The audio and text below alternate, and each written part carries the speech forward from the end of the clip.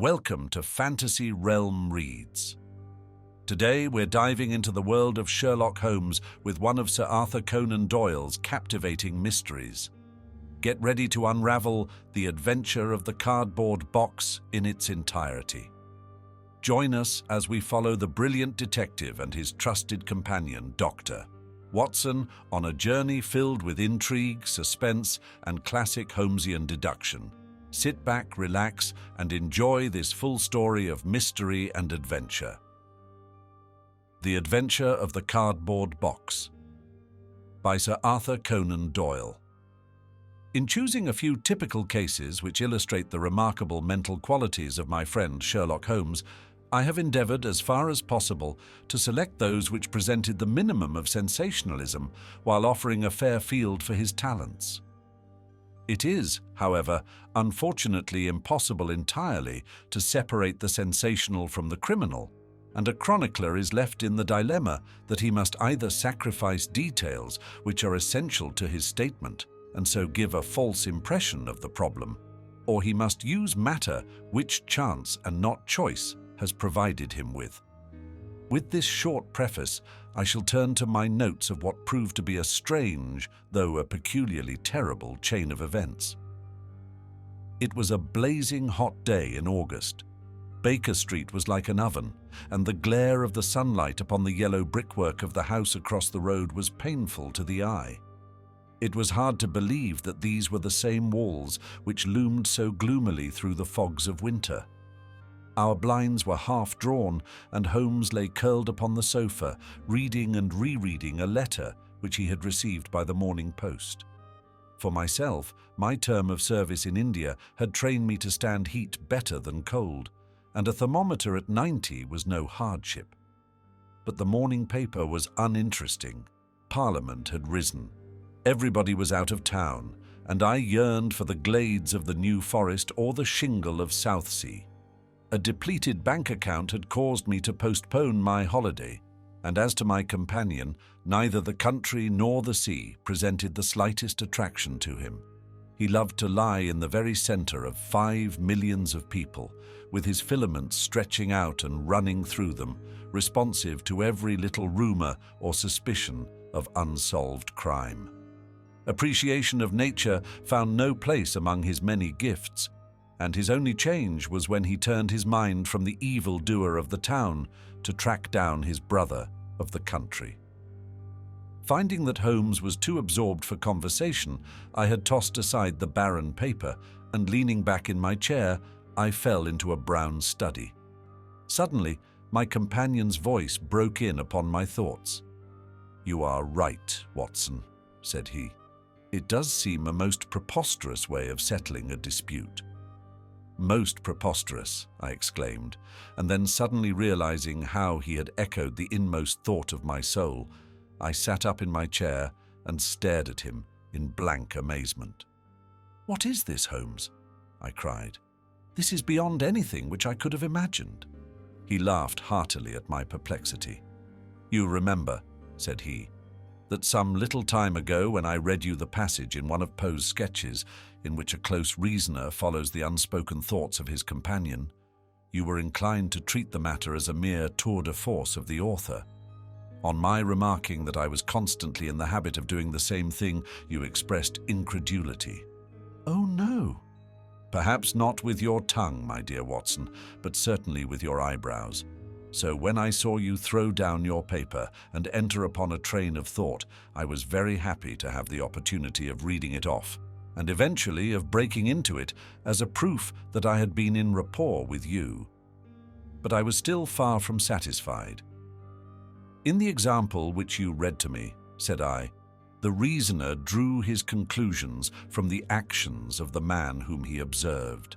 If I remember right, he stumbled over a heap of stones, looked up at the stars, and so on. But I have been seated quietly in my chair, and what clues can I have given you?" "You do yourself an injustice. The features are given to man as the means by which he shall express his emotions, and yours are faithful servants." "Do you mean to say that you read my train of thoughts from my features?" "Your features? and especially your eyes. Perhaps you cannot yourself recall how your reverie commenced? No, I cannot. Then I will tell you. After throwing down your paper, which was the action which drew my attention to you, you sat for half a minute with a vacant expression. Then your eyes fixed themselves upon your newly framed picture of General Gordon, and I saw by the alteration in your face that a train of thought had been started, but it did not lead very far. Your eyes flashed across to the unframed portrait of Henry Ward Beecher, which stands upon the top of your books. Then you glanced up at the wall, and of course your meaning was obvious. You were thinking that if the portrait were framed, it would just cover that bare space and correspond with Gordon's picture there. "You have followed me wonderfully," I exclaimed. "So far I could hardly have gone astray, but now your thoughts went back to Beecher, and you looked hard across as if you were studying the character in his features. Then your eyes ceased to pucker, but you continued to look across, and your face was thoughtful. You were recalling the incidents of Beecher's career. I was well aware that you could not do this without thinking of the mission which he undertook on behalf of the North at the time of the Civil War, for I remember your expressing your passionate indignation at the way in which he was received by the more turbulent of our people. You felt so strongly about it that I knew you could not think of Beecher without thinking of that also. When a moment later I saw your eyes wander away from the picture, I suspected that your mind had now turned to the Civil War, and when I observed that your lips set, your eyes sparkled, and your hands clenched, I was positive that you were indeed thinking of the gallantry which was shown by both sides in that desperate struggle. But then again, your face grew sadder. You shook your head. You were dwelling upon the sadness and horror and useless waste of life. Your hand stole towards your own old wound, and a smile quivered on your lips, which showed me that the ridiculous side of this method of settling international questions had forced itself upon your mind. At this point I agreed with you that it was preposterous, and was glad to find that all my deductions had been correct. "Absolutely," said I. "And now that you have explained it, I confess that I am as amazed as before. It was very superficial, my dear Watson, I assure you. I should not have intruded it upon your attention had you not shown some incredulity the other day. But I have in my hands here a little problem which may prove to be more difficult of solution than my small essay in thought reading. Have you observed in the paper a short paragraph referring to the remarkable contents of a packet sent through the post to Miss Cushing of Cross Street, Croydon?" "No, I saw nothing." "Ah, then you must have overlooked it. Just toss it over to me. Here it is, under the financial column. Perhaps you would be good enough to read it aloud." I picked up the paper which he had thrown back to me and read the paragraph indicated. It was headed, "A Gruesome Packet." "Miss Susan Cushing, living at Cross Street, Croydon, has been made the victim of what must be regarded as a peculiarly revolting practical joke unless some more sinister meaning should prove to be attached to the incident. At 2 o'clock yesterday afternoon, a small packet, wrapped in brown paper, was handed in by the postman. A cardboard box was inside, which was filled with coarse salt. On emptying this, Miss Cushing was horrified to find 2 human ears, apparently quite freshly severed. The box had been sent by parcel post from Belfast upon the morning before. There is no indication as to the sender, and the matter is the more mysterious, as Miss Cushing, who is a maiden lady of 50, has led a most retired life, and has so few acquaintances or correspondents that it is a rare event for her to receive anything through the post.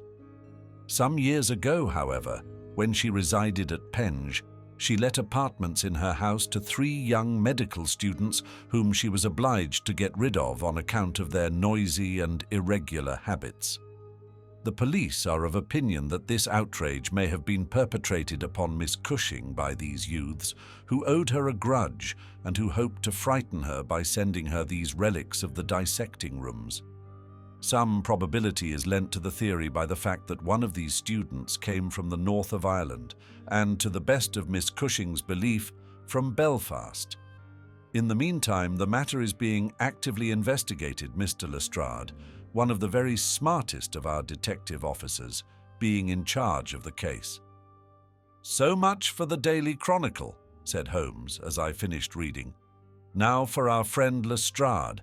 I had a note from him this morning in which he says, 'I think that this case is very much in your line. We have every hope of clearing the matter up, but we find a little difficulty in getting anything to work upon. We have, of course, wired to the Belfast post office, but a large number of parcels were handed in upon that day, and they have no means of identifying this particular one or of remembering the sender. The box is a half-pound box of honeydew tobacco and does not help us in any way. The medical student theory still appears to me to be the most feasible, but if you should have a few hours to spare, I should be very happy to see you out here. I shall be either at the house or in the police station all day. What say you, Watson? Can you rise superior to the heat and run down to Croydon with me on the off chance of a case for your annals? I was longing for something to do. You shall have it then. Ring for our boots and tell them to order a cab. I'll be back in a moment when I have changed my dressing gown and filled my cigar case." A shower of rain fell while we were in the train, and the heat was far less oppressive in Croydon than in town. Holmes had sent on a wire so that Lestrade, as wiry, as dapper, and as ferret-like as ever, was waiting for us at the station. A walk of 5 minutes took us to Cross Street, where Miss Cushing resided. It was a very long street of 2-story brick houses, neat and prim, with whitened stone steps and little groups of aproned women gossiping at the doors. Halfway down, Lestrade stopped and tapped at a door, which was opened by a small servant girl. Miss Cushing was sitting in the front room, into which we were ushered. She was a placid-faced woman with large, gentle eyes and grizzled hair curving down over her temples on each side. A worked antimacassar lay upon her lap, and a basket of coloured silks stood upon a stool beside her. "They are in the outhouse, those dreadful things," said she as Lestrade entered. "I wish that you would take them away altogether." "So I shall, Miss Cushing. I only kept them here until my friend Mr. Holmes should have seen them in your presence." "Why in my presence, sir?" "In case he wished to ask any questions." "What is the use of asking me questions when I tell you I know nothing whatever about it?" "Quite so, madam," said Holmes in his soothing way. "I have no doubt that you have been annoyed more than enough already over this business." "Indeed I have, sir. I am a quiet woman and live a retired life. It is something new for me to see my name in the papers and to find the police in my house. I won't have those things in here, Mr. Lestrade. If you wish to see them, you must go to the outhouse." It was a small shed in the narrow garden which ran behind the house. Lestrade went in and brought out a yellow cardboard box with a piece of brown paper and some string. There was a bench at the end of the path, and we all sat down while Holmes examined one by one the articles which Lestrade had handed to him. "The string is exceedingly interesting," he remarked, holding it up to the light and sniffing at it. "What do you make of this string, Lestrade?" "It has been tarred." "Precisely. It is a piece of tarred twine. You have also, no doubt, remarked that Miss Cushing has cut the cord with the scissors, as can be seen by the double fray on each side. This is of importance." "I cannot see the importance," said Lestrade. "The importance lies in the fact that the knot is left intact and that this knot is of a peculiar character. It is very neatly tied. I had already made a note of that effect," said Lestrade complacently. "So much for the string, then," said Holmes, smiling. "Now for the box wrapper. Brown paper with a distinct smell of coffee. What, did you not observe it? I think there can be no doubt of it. Address printed in rather straggling characters. Miss S. Cushing, Cross Street, Croydon. Done with a broad-pointed pen, probably a J, and with very inferior ink. The word Croydon has been originally spelled with an I, which has been changed to Y. The parcel was directed then by a man, the printing is distinctly masculine, of limited education and unacquainted with the town of Croydon. So far, so good. The box is a yellow, half-pound honeydew box with nothing distinctive save 2 thumb marks at the left bottom corner. It is filled with rough salt of the quality used for preserving hides and other of the coarser commercial purposes, and embedded in it are these very singular enclosures. He took out the 2 ears as he spoke, and laying a board across his knee, he examined them minutely, while Lestrade and I, bending forward on each side of him, glanced alternately at these dreadful relics and at the thoughtful, eager face of our companion. Finally, he returned them to the box once more and sat for a while in deep meditation.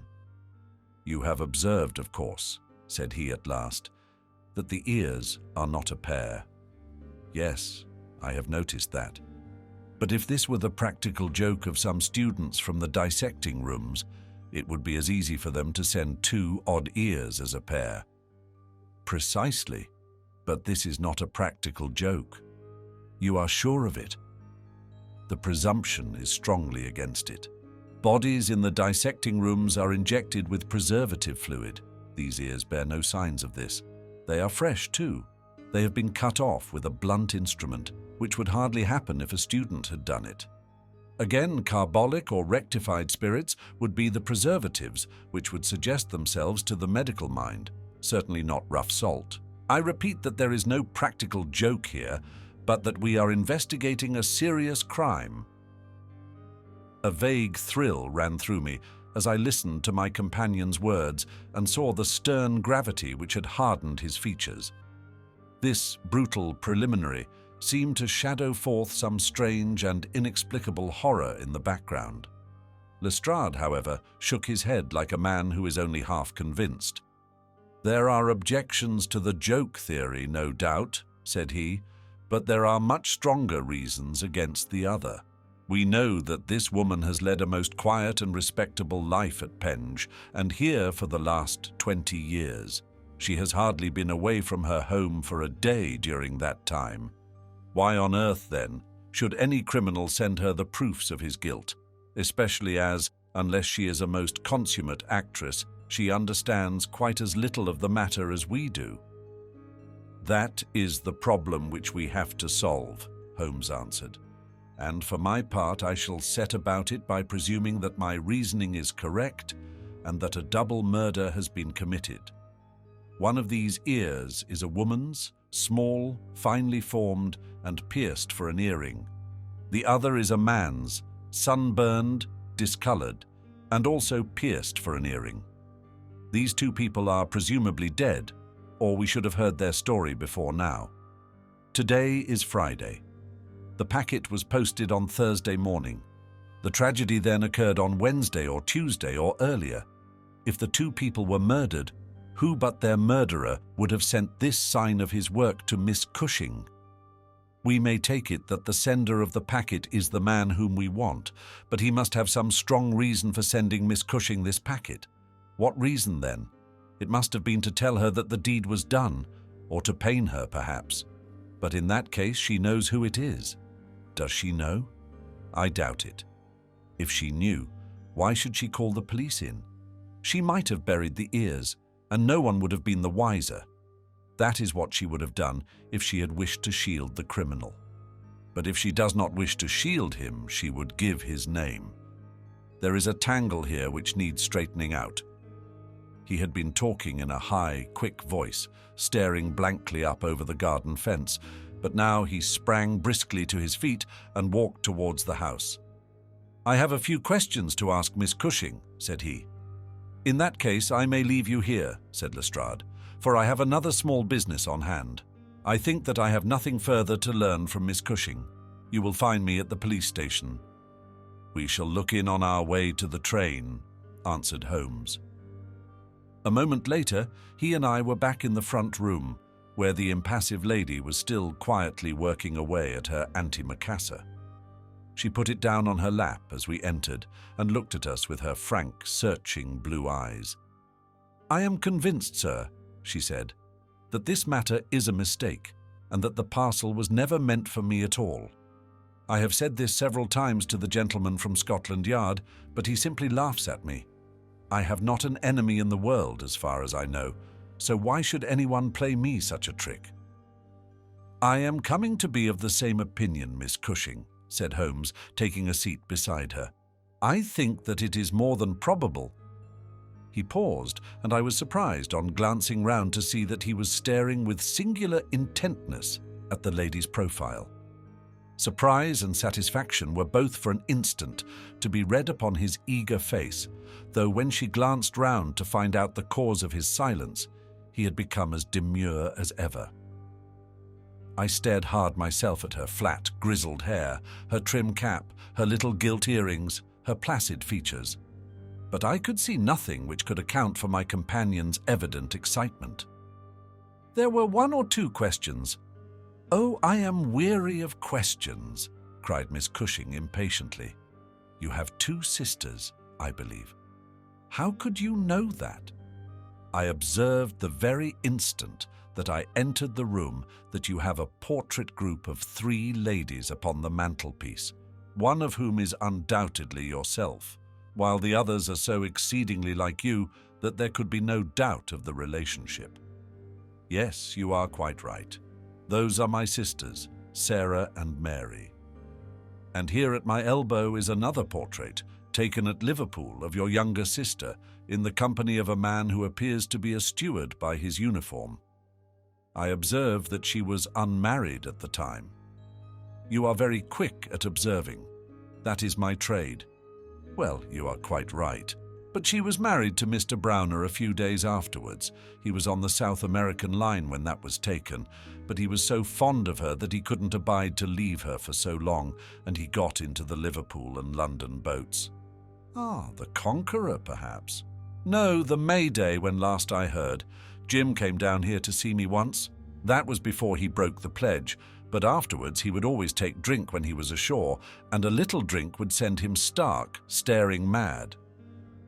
Ah, it was a bad day that ever he took a glass in his hand again. First he dropped me, then he quarrelled with Sarah, and now that Mary has stopped writing, we don't know how things are going with them." It was evident that Miss Cushing had come upon a subject on which she felt very deeply. Like most people who lead a lonely life, she was shy at first, but ended by becoming extremely communicative. She told us many details about her brother-in-law, the steward, and then wandering off on the subject of her former lodgers, the medical students, she gave us a long account of their delinquencies, with their names and those of their hospitals. Holmes listened attentively to everything, throwing in a question from time to time. "About your second sister, Sarah," said he, "I wonder, since you are both maiden ladies, that you do not keep house together. Ah, you don't know Sarah's temper, or you would wonder no more. I tried it when I came to Croydon, and we kept on until about 2 months ago, when we had to part. I don't want to say a word against my own sister, but she was always meddlesome and hard to please," was Sarah. "You say that she quarrelled with your Liverpool relations?" "Yes, and they were the best of friends at one time. Why? She went up there to live in order to be near them. And now she has no word hard enough for Jim Browner. The last 6 months that she was here, she would speak of nothing but his drinking and his ways. He had caught her meddling, I suspect, and given her a bit of his mind, and that was the start of it." "Thank you, Miss Cushing," said Holmes, rising and bowing. "Your sister Sarah lives, I think you said, at New Street, Wallington? Goodbye, and I am very sorry that you should have been troubled over a case with which, as you say, you have nothing whatever to do." There was a cab passing as we came out, and Holmes hailed it. "How far to Wallington?" he asked. "Only about a mile, sir." "Very good. Jump in, Watson. We must strike while the iron is hot. Simple as the case is, there have been 1 or 2 very instructive details in connection with it. Just pull up at a telegraph office as you pass, cabby." Holmes sent off a short wire, and for the rest of the drive lay back in the cab, with his hat tilted over his nose to keep the sun from his face. Our drive pulled up at a house which was not unlike the one which we had just quitted. My companion ordered him to wait, and had his hand upon the knocker when the door opened and a grave young gentleman in black with a very shiny hat appeared on the step. "Is Miss Cushing at home?" asked Holmes. "Miss Sarah Cushing is extremely ill," said he. "She has been suffering since yesterday from brain symptoms of great severity. As her medical advisor, I cannot possibly take the responsibility of allowing anyone to see her. I should recommend you to call again in 10 days. He drew on his gloves, closed the door, and marched off down the street. "Well, if we can't, we can't," said Holmes cheerfully. "Perhaps she could not or would not have told you much." "I did not wish her to tell me anything. I only wanted to look at her. However, I think that I have got all that I want. Drive us to some decent hotel, cabby, where we may have some lunch, and afterwards we shall drop down upon friend Lestrade at the police station." We had a pleasant little meal together, during which Holmes would talk about nothing but violins, narrating with great exultation how he had purchased his own Stradivarius, which was worth at least 500 guineas, at a Jew broker's in Tottenham Court Road for 55 shillings. This led him to Paganini, and we sat for an hour over a bottle of claret, while he told me anecdote after anecdote of that extraordinary man. The afternoon was far advanced, and the hot glare had softened into a mellow glow before we found ourselves at the police station. Lestrade was waiting for us at the door. "A telegram for you, Mr. Holmes," said he. "Ha! It is the answer." He tore it open, glanced his eyes over it, and crumpled it into his pocket. "That's all right," said he. "Have you found out anything?" "I have found out everything." "What?" Lestrade stared at him in amazement. "You are joking." "I was never more serious in my life. A shocking crime has been committed, and I think I have now laid bare every detail of it." "And the criminal?" Holmes scribbled a few words upon the back of one of his visiting cards and threw it over to Lestrade. "That is the name," he said. "You cannot effect an arrest until tomorrow night at the earliest. I should prefer that you do not mention my name at all in connection with the case, as I choose to be only associated with those crimes which present some difficulty in their solution. Come on, Watson." We strode off together to the station, leaving Lestrade still staring with a delighted face at the card which Holmes had thrown him.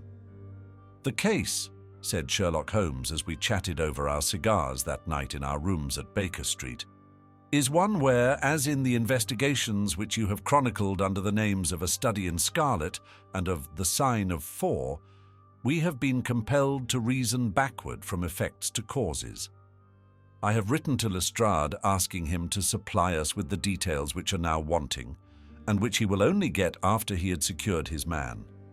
That he may be safely trusted to do, for although he is absolutely devoid of reason, he is as tenacious as a bulldog when he once understands what he has to do. And indeed, it is just this tenacity which has brought him to the top at Scotland Yard." "Your case is not complete, then?" I asked. "It is fairly complete in essentials. We know who the author of the revolting business is, although one of the victims still escapes us. Of course, you have formed your own conclusions." "I presume that this Jim Browner, the steward of a Liverpool boat, is the man whom you suspect?" "Oh, it is more than a suspicion. And yet I cannot see anything save very vague indications. On the contrary, to my mind, nothing could be more clear.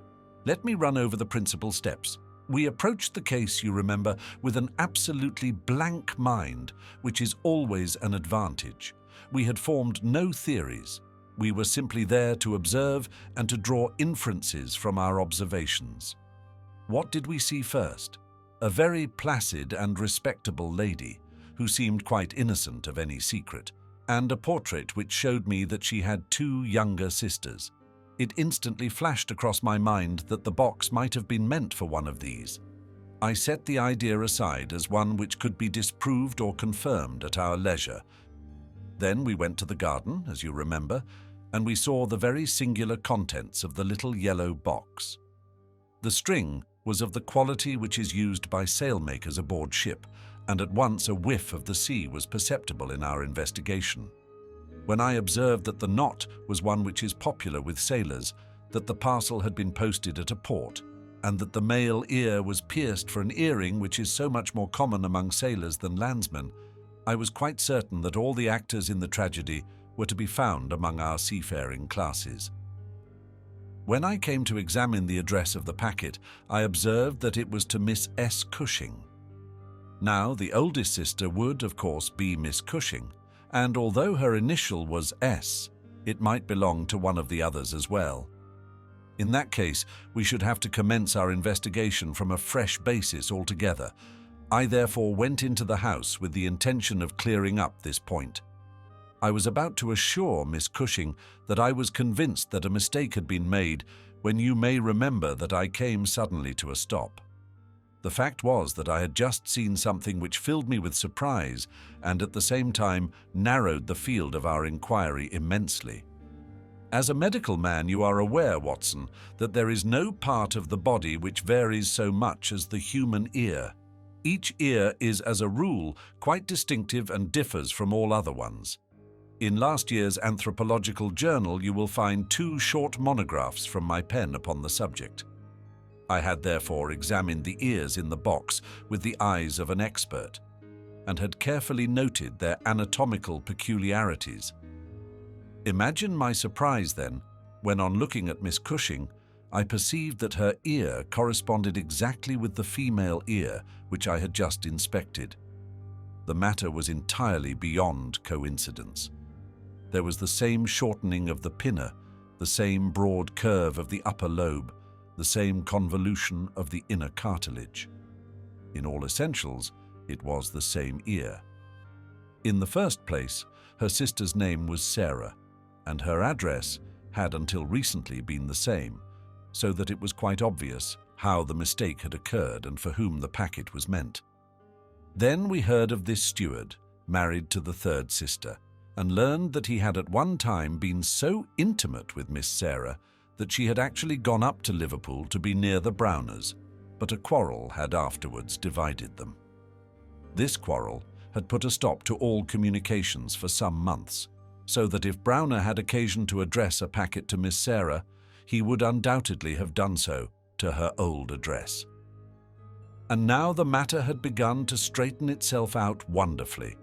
We had learned of the existence of this steward, an impulsive man of strong passions.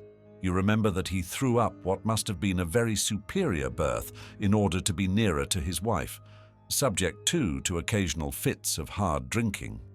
We had reason to believe that his wife had been murdered, and that a man, presumably a seafaring man, had been murdered at the same time.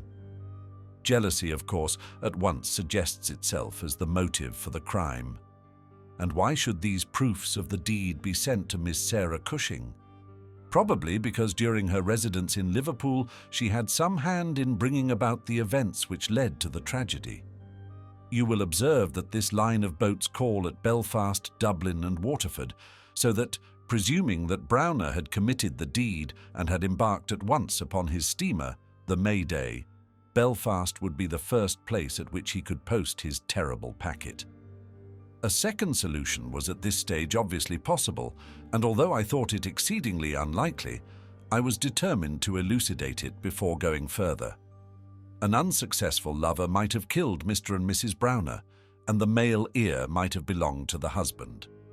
There were many grave objections to this theory, but it was conceivable. I therefore sent off a telegram to my friend Algar of the Liverpool force, and asked him to find out if Mrs. Browner were at home, and if Browner had departed in the May Day. Then we went on to Wallington to visit Miss Sarah. I was curious in the first place to see how far the family ear had been reproduced in her. Then, of course, she might give us very important information, but I was not sanguine that she would. She must have heard of the business the day before, since all Croydon was ringing with it, and she alone could have understood for whom the packet was meant. If she had been willing to help justice, she would probably have communicated with the police already. However, it was clearly our duty to see her, so we went. We found that the news of the arrival of the packet, for her illness dated from that time, had such an effect upon her as to bring on brain fever. It was clearer than ever that she understood its full significance, but equally clear that we should have to wait some time for any assistance from her. However, we were really independent of her help.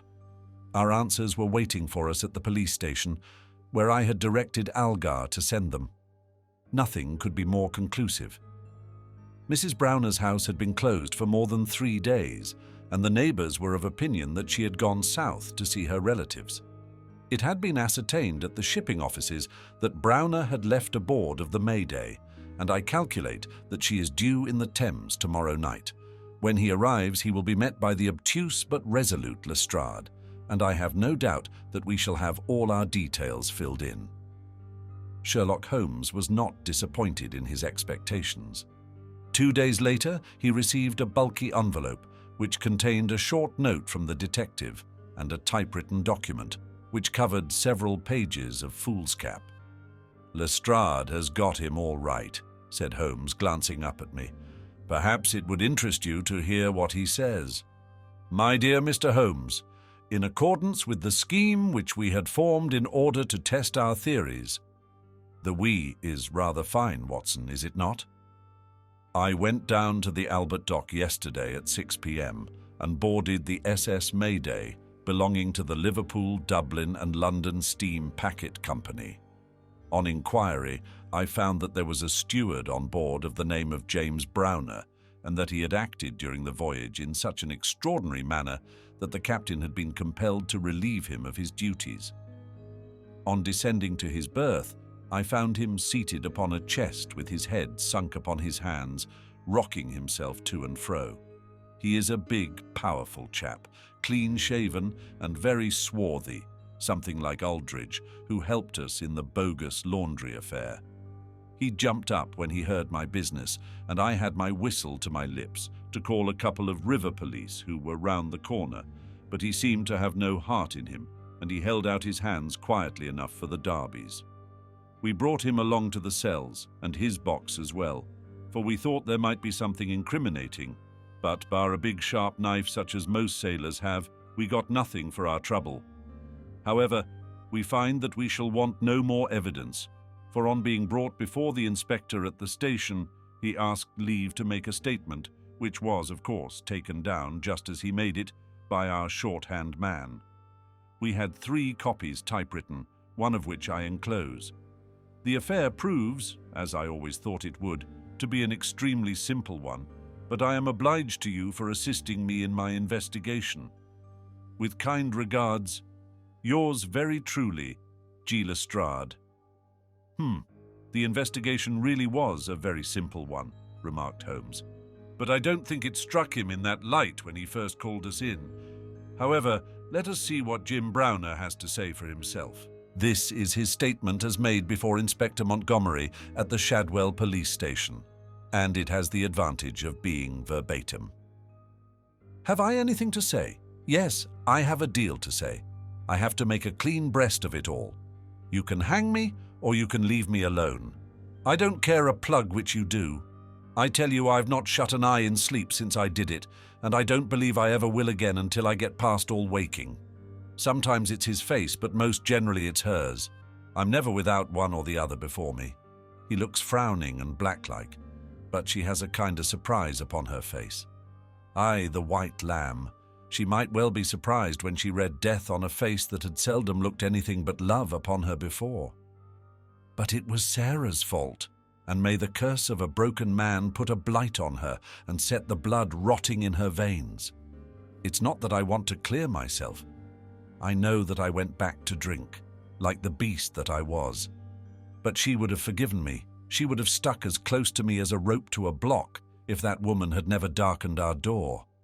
For Sarah Cushing loved me. That's the root of the business. She loved me until all her love turned to poisonous hate when she knew that I thought more of my wife's footmark in the mud than I did of her whole body and soul. There were 3 sisters altogether. The old one was just a good woman, the second was a devil, and the third was an angel. Sarah was 33, and Mary was 29 when I married.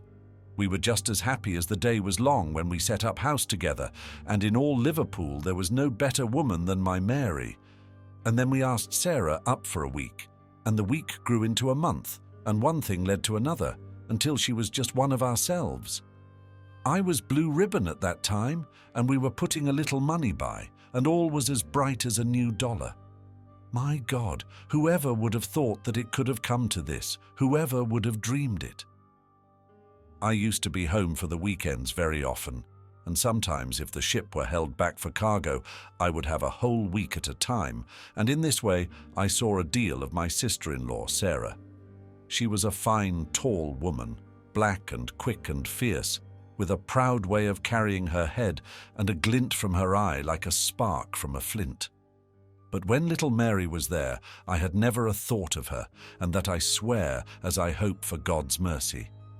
It had seemed to me sometimes that she liked to be alone with me, or to coax me out for a walk with her, but I had never thought anything of that. But one evening my eyes were opened. I had come up from the ship and found my wife out, but Sarah at home. "Where's Mary?" I asked. "Oh, she has gone to pay some accounts." I was impatient and paced up and down the room. "Can't you be happy for 5 minutes without Mary, Jim?" says she. "It's a bad compliment to me that you can't be contented with my society for so short a time." "That's all right, my lass," said I, putting out my hand towards her in a kindly way, but she had it in both hers in an instant, and they burned as if they were in a fever. I looked into her eyes, and I read it all there. There was no need for her to speak, nor for me either. I frowned and drew my hand away. Then she stood by my side in silence for a bit, and then put up her hand and patted me on the shoulder. "Steady, old Jim," said she, and with a kind of mocking laugh, she ran out of the room. Well, from that time Sarah hated me with her whole heart and soul, and she is a woman who can hate too. I was a fool to let her go on biding with us, a besotted fool. But I never said a word to Mary, for I knew it would grieve her. Things went on much as before, but after a time I began to find that there was a bit of a change in Mary herself. She had always been so trusting and so innocent, but now she became queer and suspicious, wanting to know where I had been and what I had been doing, and whom my letters were from, and what I had in my pockets, and 1,000 such follies. Day by day she grew queerer and more irritable, and we had ceaseless rows about nothing. I was fairly puzzled by it all. Sarah avoided me now, but she and Mary were just inseparable. I can see now how she was plotting and scheming and poisoning my wife's mind against me, but I was such a blind beetle that I could not understand it at the time. Then I broke my blue ribbon and began to drink again. But I think I should not have done it if Mary had been the same as ever. She had some reason to be disgusted with me now, and the gap between us began to be wider and wider. And then this Alec Fairbairn chipped in, and things became 1,000 times blacker. It was to see Sarah that he came to my house first, but soon it was to see us, for he was a man with winning ways, and he made friends wherever he went. He was a dashing, swaggering chap, smart and curled, who had seen half the world and could talk of what he had seen. He was good company, I won't deny it, and he had wonderful polite ways with him for a sailor man, so that I think there must have been a time when he knew more of the poop than the forecastle.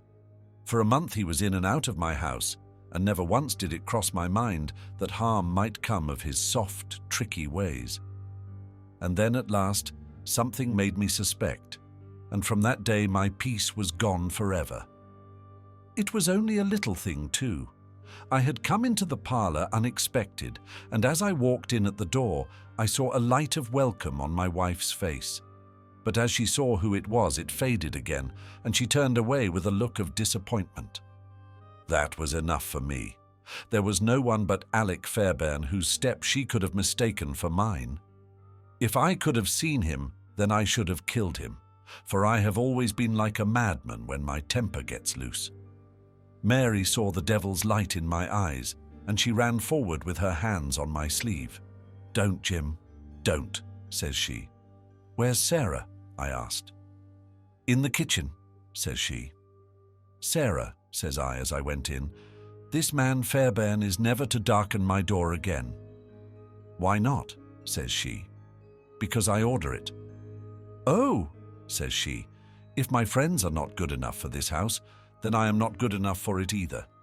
"You can do what you like," says I, "but if Fairbairn shows his face here again, I'll send you one of his ears for a keepsake."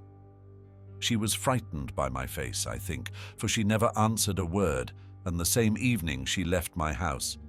Well, I don't know now whether it was pure devilry on the part of this woman or whether she thought that she could turn me against my wife by encouraging her to misbehave. Anyway, she took a house just 2 streets off and let lodgings to sailors. Fairbairn used to stay there, and Mary would go round to have tea with her sister and him. How often she went I don't know, but I followed her one day, and as I broke in at the door, Fairbairn got away over the back garden wall like the cowardly skunk that he was. I swore to my wife that I would kill her if I found her in his company again, and I led her back with me, sobbing and trembling and as white as a piece of paper. There was no trace of love between us any longer.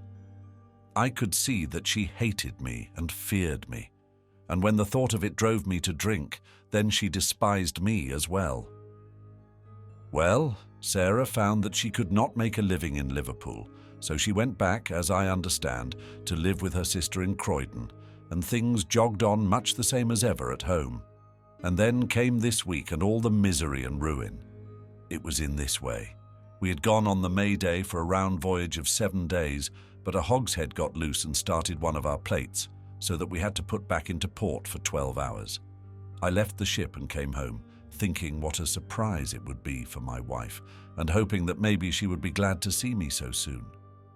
The thought was in my head as I turned into my own street, and at that moment, a cab passed me, and there she was, sitting by the side of Fairbairn, the two chatting and laughing, with never a thought for me as I stood watching them from the footpath. I tell you, and I give you my word for it, that from that moment I was not my own master, and it is all like a dim dream when I look back on it. I had been drinking hard of late, and the two things together fairly turned my brain. There's something throbbing in my head now, like a docker's hammer, but that morning I seemed to have all Niagara whizzing and buzzing in my ears. Well, I took to my heels and I ran after the cab. I had a heavy oak stick in my hand, and I tell you, I saw red from the first, but as I ran I got cunning too, and hung back a little to see them without being seen. They pulled up soon at the railway station. There was a good crowd round the booking office, so I got quite close to them without being seen. They took tickets for New Brighton. So did I, but I got in 3 carriages behind them. When we reached it, they walked along the parade, and I was never more than 100 yards from them. At last, I saw them hire a boat and start for a row, for it was a very hot day, and they thought no doubt that it would be cooler on the water. It was just as if they had been given into my hands. There was a bit of a haze, and you could not see more than a few 100 yards. I hired a boat for myself, and I pulled after them. I could see the blur of their craft, but they were going nearly as fast as I, and they must have been a long mile from the shore before I caught them up. The haze was like a curtain all round us, and there were we 3 in the middle of it. My God, shall I ever forget their faces when they saw who was in the boat that was closing in upon them? She screamed out. He swore like a madman and jabbed at me with an oar, for he must have seen death in my eyes. I got past it and got one in with my stick that crushed his head like an egg. I would have spared her, perhaps, for all my madness, but she threw her arms round him, crying out to him and calling him Alec. I struck again, and she lay stretched beside him. I was like a wild beast then that had tasted blood. If Sarah had been there, by the Lord, she should have joined them. I pulled out my knife and, well, there. I've said enough. It gave me a kind of savage joy when I thought how Sarah would feel when she had such signs as these of what her meddling had brought about. Then I tied the bodies into the boat, stove a plank, and stood by until they had sunk. I knew very well that the owner would think that they had lost their bearings in the haze and had drifted off out to sea. I cleaned myself up, got back to land, and joined my ship without a soul having a suspicion of what had passed. That night I made up the packet for Sarah Cushing, and next day I sent it from Belfast. There you have the whole truth of it. You can hang me or do what you like with me, but you cannot punish me as I have been punished already. I cannot shut my eyes, but I see those two faces staring at me as they stared when my boat broke through the haze. I killed them quick, but they are killing me slow. And if I have another night of it, I shall be either mad or dead before morning. You won't put me alone into a cell, sir.